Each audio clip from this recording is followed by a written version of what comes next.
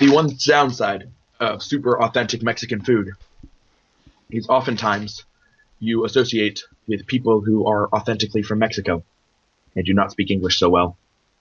So it is kind of hard to get across what I am trying to order if I do not speak Spanish. Lol. But that's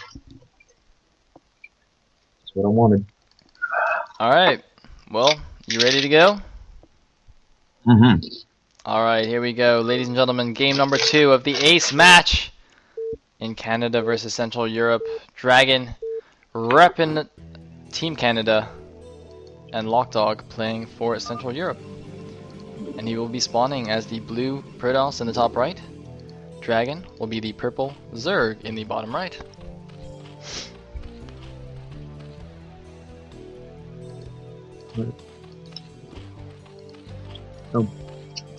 I can tell by the amount of time that I was away and by what it looked like in the last 30 seconds. It's quite a game I missed. Indeed, it was quite a game. LocDog was in a pretty nice position, and DragOn just played superbly and kind of pulled it back.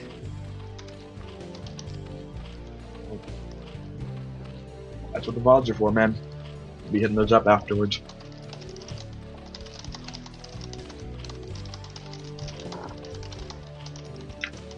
Anyway, oh, okay, never mind. Take it back.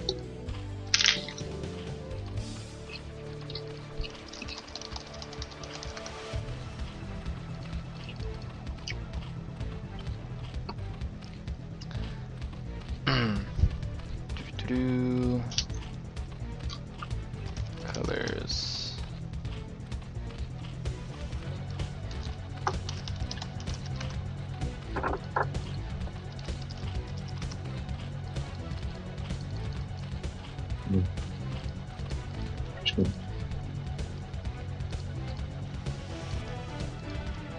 Nope. So, looks like LocDog doing the fancy scouting, sending his probe to the 12 o'clock, and then just going to change direction because he sees no Overlord. If DragOn was in the top left, he would send his Overlord to the top right where LocDog is, so the probe would see the Overlord at the 12 o'clock.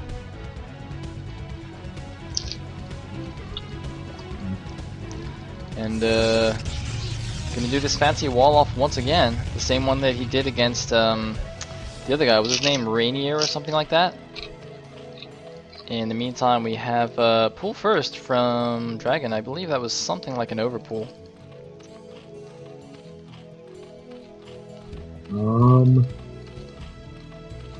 Yeah, that was an overpull. Oh.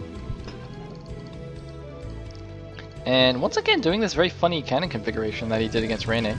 Rather than just building 2 cannons to the front, he's got one at the front and like one quite a few hexes back. It's very, very interesting. Anyway, the 6 things are out for DragOn. And they're going to chase this probe down. Are they going to get it? Not quite.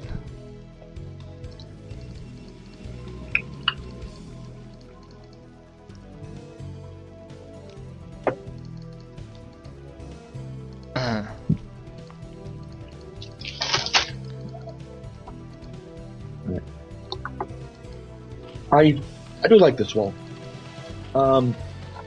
Everything fits really nicely, and it's one of the more open paths you can get with the wall.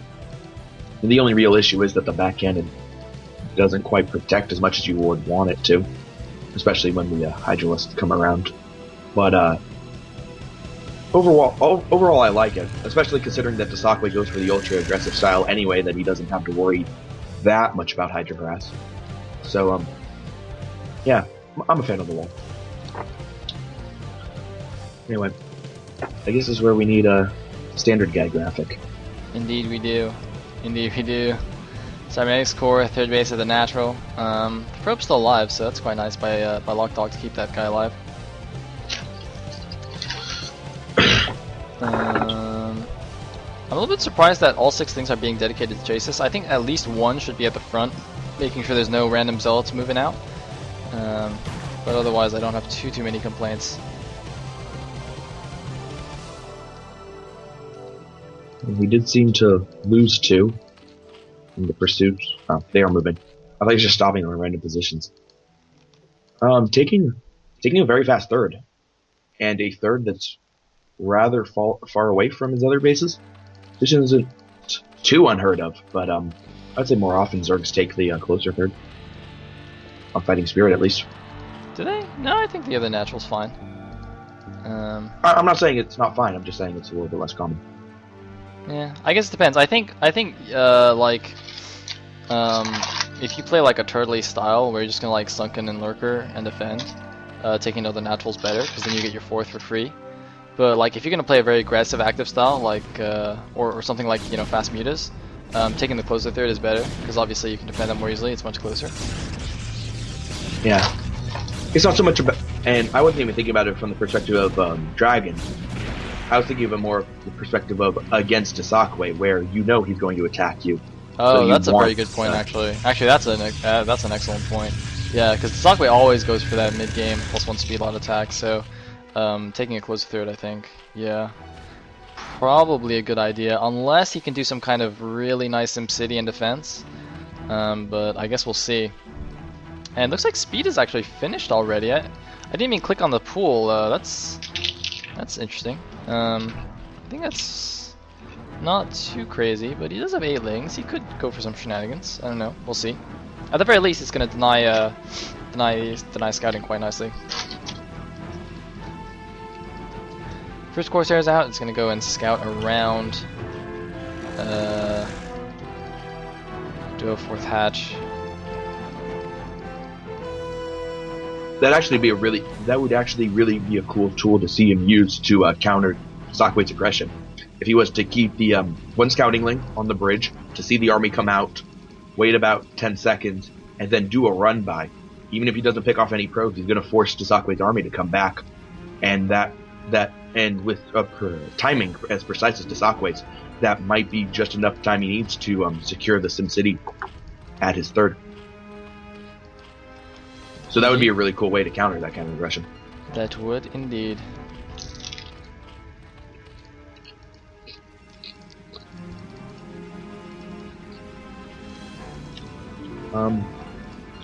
And he's continuing to produce Corsairs though. LocDog is making a 3rd one now. That's interesting. He's hiding them though. He's not using them actively. Meanwhile, bottom left has been taken very, very quickly by DragOn, taking a greedy 4th. Now, the last time I saw him do this, he got completely raffle stomped by the Protoss. Because the Protoss went for a +1 timing and he went for a greedy 4th bases. And then he couldn't hold it. And I think that's actually that's exactly what's happening right now. LocDog is doing this +1 attack. I don't know why he would take this fast 4th. Because LocDog does this attack every single game. Like, every single PvZ.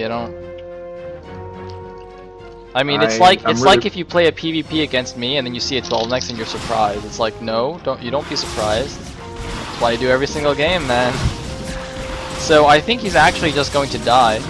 Unless the Zealots are stupid and target that hatchery. Nope, they're actually going to go and target proper things now. DragOn has gotten mutas out, but they don't have the DPS necessary to stop him from killing a bunch of drones and other things. However, it looks like he's defending surprisingly well. Wow, I actually thought those Zealots would do a lot more damage. I really think he jumped the gun on that. The third base is a lot easier target.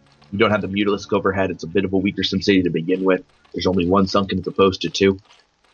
I think that he definitely should have at least sent a probe in that general direction before he attacked to see if the defenses were softer over on that side. I don't like that. Anyway, the attack goes and it completely fails. And now Zerg is looking to be able to put on a little bit of aggression, but he has been hiding those Corsairs, so the Mutalisks are going to be really ineffective. And I almost think that Tasakwe is trying to bait DragOn into making more Mutalisks just because you could counter almost double that number with the Corsairs and cannons he has. But he's continuing to hide them. Does he have +1? He's not going for no, he's not going for +1. That's really peculiar, going for that many Corsairs and not bothering to get the +1. Yeah, he's also got 3 DTs chilling at his natural. What is this? Oh. He's not moving out. Okay, now he's moving out, but is he gonna do like some crazy? What he might do is actually a crazy concerted attack with, oh no, the mutas are getting taken down here, but if he uses these Corsairs to clear out Overlords, the DTs can run in and kill all the Sunkens, and then the Zelts can go in and then they can both kill everything. I've actually seen this used against, that's actually the exact strategy I saw used against DragOn previously in the game I was talking about. And now that I think about it, it might have actually just been Tasakwe was the one who was doing it. I don't remember, but I mean, just look at this. All the Overlords are going to go down. A Spore is being made, but now the DTs can run in and kill all the Sunken colonies.